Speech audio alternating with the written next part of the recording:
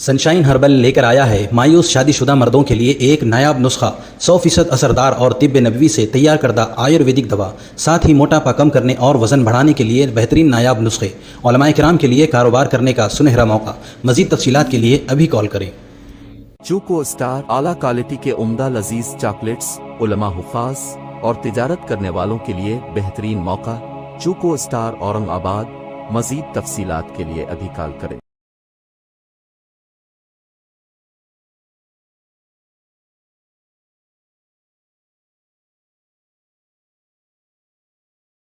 اپنے آپ کو ہم تیار کریں کہ راتوں میں تھوڑی دیر بھی تنہائیوں میں لامبے سجدے میں اللہ سے اپنے اور اپنی نسلوں کے لیے اور امت مسلمہ کی خیر و بقا مانگ لیا کریں انشاءاللہ۔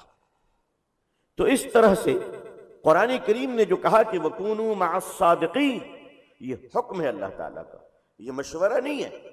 اس آیت میں اللہ تبارک و تعالیٰ نے ایمان والوں کو حکم عطا فرمایا کہ تم میرے نیک بندوں کے ساتھ رہا کرو۔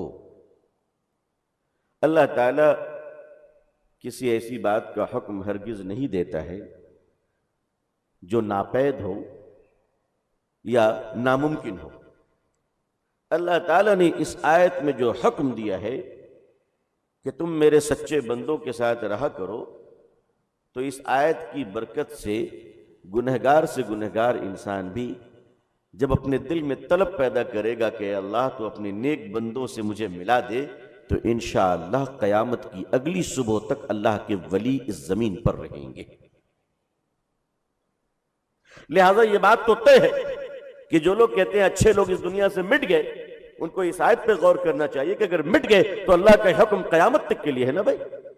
آیت جاری ہے، منسوخ ہے؟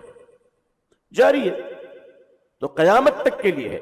تو دعا فرمائیے کہ اللہ تعالی ہم لوگوں کو اپنے نیک بندوں کی صحبت بھی مقدر فرمائے اور اللہ ہمارے ظاہر و باطن کو بھی درست کر دے۔ آمین۔ ہمارے ظاہر و باطن کو اللہ درست فرما دے۔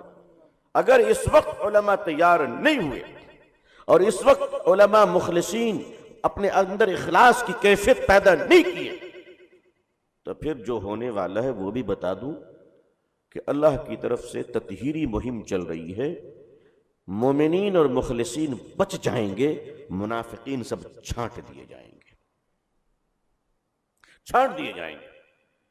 آدمی جنگل میں بیٹھ کر اللہ سے ڈرے گا، وہ اللہ کا ولی بنے گا۔ مکے اور مدینے میں بیٹھ کر اگر اس نے خلاف ورزی اور بغاوت کی تو وہ وہاں بھی اللہ تعالیٰ کی نظروں میں راندے درگاہ ہو جائے گا۔